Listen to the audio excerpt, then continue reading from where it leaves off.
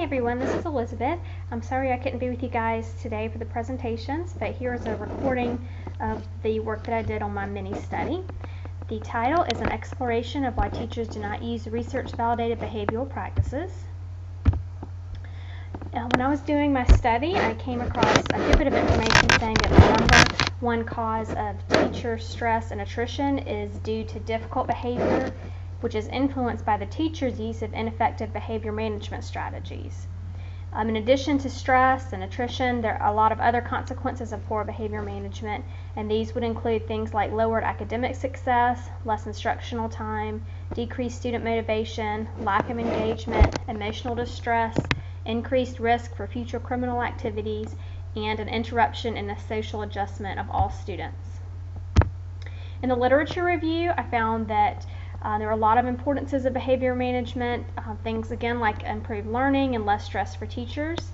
The literature also gives plenty of examples of the elements of effective behavior management, and these would be things like using research-based practices, and these practices would lead to fewer conflicts in the classroom, seamless transitions between activities to make those a little smoother, students who are able to display emotion in a healthy way, positive communication between students, between teachers and students, and also high levels of engagement in academics and support of one another regardless of disabilities and differences. The most effective form of behavior management is contingent praise, but it's also very rarely used. The lack of effective behavior management despite training is documented in the literature, but the reason for the lack is not, and that's where my study comes in. So the topic of the study is behavior management. The problem is that a lot of teachers use punitive, ineffective behavior management practices in their classrooms, and these are in direct opposition to the positive practices recommended by research as reported in the literature. The purpose of the project is to understand why teachers do not use research-based behavior management strategies when they have received training.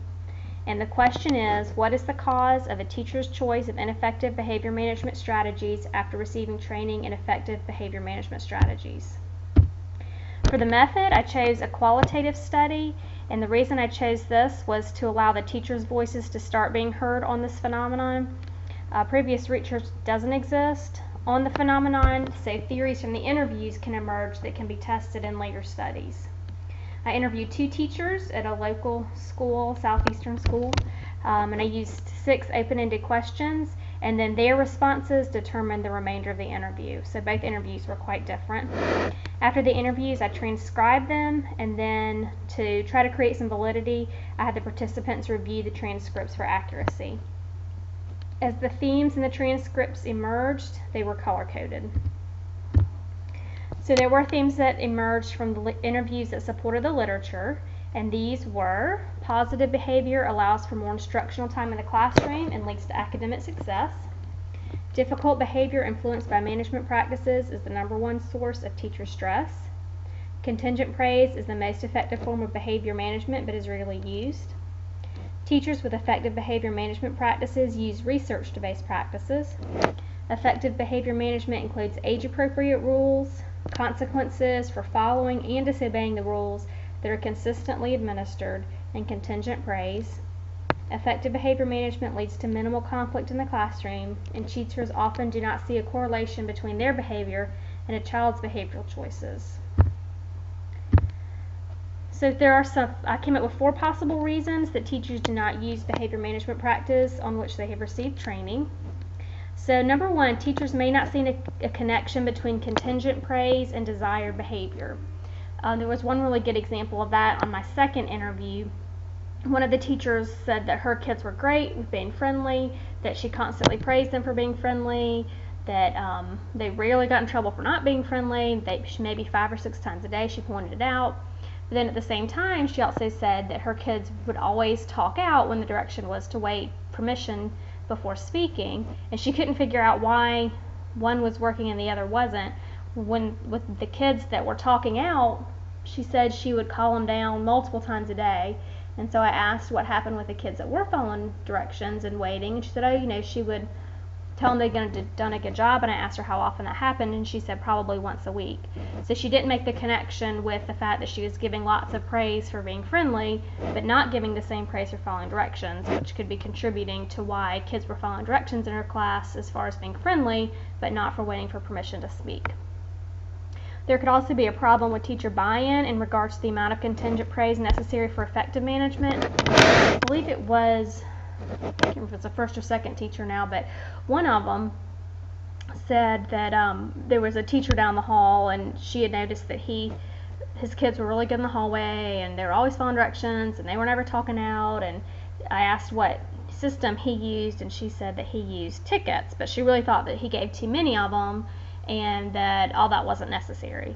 So she wasn't buying into the training that she had received, which told her that, that there needs to be a positive atmosphere with contingent praise. So some work and teacher buy-in may need to be done. Teachers may need to be trained to expect a realistic time period for positive changes as a result of implementing new behavioral practices. And I found this one with both teachers. They said that they had training, that they kind of were all excited about it, and they get back to the classroom, and they would implement the changes, and within a couple days, 3 at the most, they completely abandoned it and went back to the old way of doing things because they felt like their classrooms were in chaos.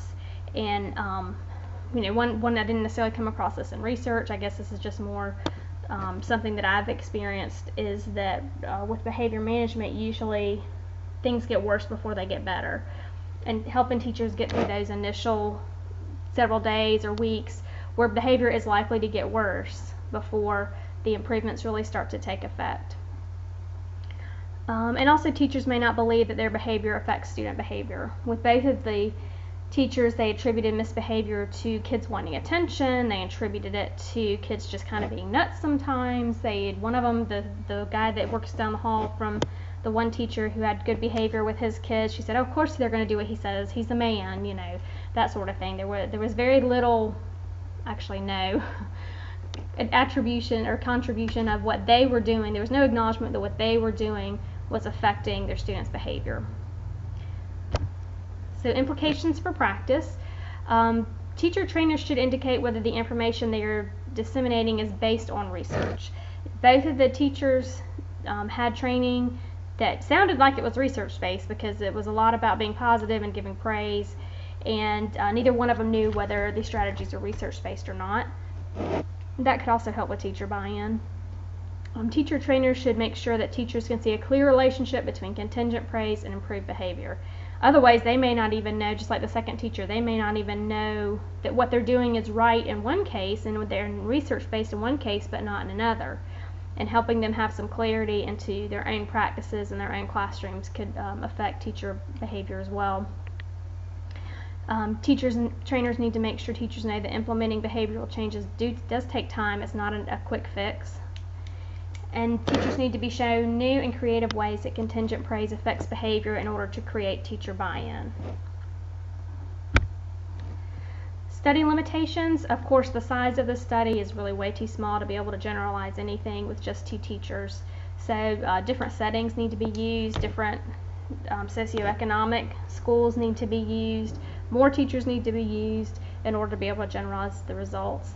And also it would be helpful to observe the teachers that are interviewed so that the researcher isn't so dependent on self-reporting, because that's often found to be inaccurate. In the future, future work again could be done to observe these and other teachers. You could attach a quantitative study to this qualitative study to determine if any of the implications for instruction that I mentioned earlier are effective. To help confirm reliability, different researchers could interview the teachers to see if they obtain the same results. Researchers could also determine the difference in effectiveness of teacher training between beginning and experienced teachers. Are the effects of the training any different for the beginning teachers or the experienced teachers? And as a result of the study, there's a new problem to study, and that would be if teacher services can be effective in creating permanent change. Is there any hope for creating permanent change with behavior management practices of teachers? And then I have my references. So if there are any questions, feel free to email me and I'll do my best to answer them. Thanks.